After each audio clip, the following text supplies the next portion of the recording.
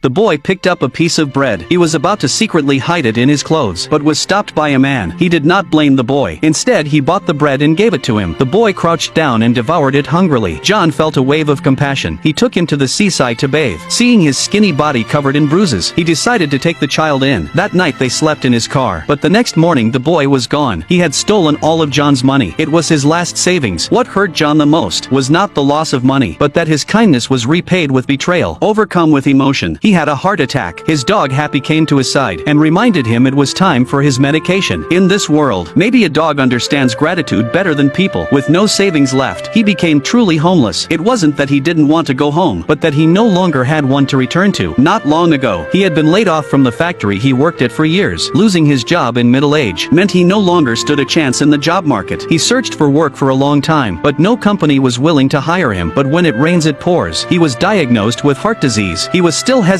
whether to tell his wife, but she had already handed him the divorce papers. That moment broke him completely, so he packed up his daily necessities, took his dog, and set out on the final journey. After the boy stole his savings, he went to a second-hand shop, hoping to sell some old treasured items. Looking at the worthless items, the shopkeeper politely refused him. John returned to his car disappointed, only to find Happy curled up in pain in a corner. John immediately took it to the pet hospital. After treatment, Happy was out of danger, but the high medical fees left him completely helpless. He asked the shopkeeper again to take those items. This time the shopkeeper agreed. The money the shopkeeper gave was enough to pay the medical bills, and there was even a little left for the road. After saying goodbye to the shop owner, he and Happy set out again. He passed by a cafe and used his last money to buy Happy some food. While chatting with the owner, he learned the man also loved dogs, so he decided to leave Happy in the owner's care. He was no longer able to take care of it. For Happy, this was a good home. No need to wander and go hungry with him anymore. He wrote Happy's name on the doghouse, smiled and said goodbye to it, then solemnly handed the leash to the owner and walked away without looking back. But as soon as he started the car, Happy suddenly began to bark wildly. He used commands to tell Happy not to bark, but the usually obedient Happy refused to stay quiet. It struggled desperately to break free from the rope, trying to rush to John's side. This scene made John burst into tears instantly. In the end, he still couldn't bear to leave Happy behind, but he was completely out of money. The car had run out of gas too. He took Happy around to look for food. He made a meal with the things he picked up. Winter came soon. Hunger and cold kept attacking him. His illness kept getting worse. He knew he had reached the end of his life. He opened the car door hoping Happy would leave, but then he found a pile of food under the seat. It was what Happy had brought back for him. It continued going out every day to search. It rummaged through trash cans, eating leftover scraps, but always bringing back the best food for him. Yet he no longer had the strength to eat. With the last of his strength, he said goodbye to Happy, grateful for all it had done for him. If there is a next life, he hopes they can meet again. Let's send them our best wishes together.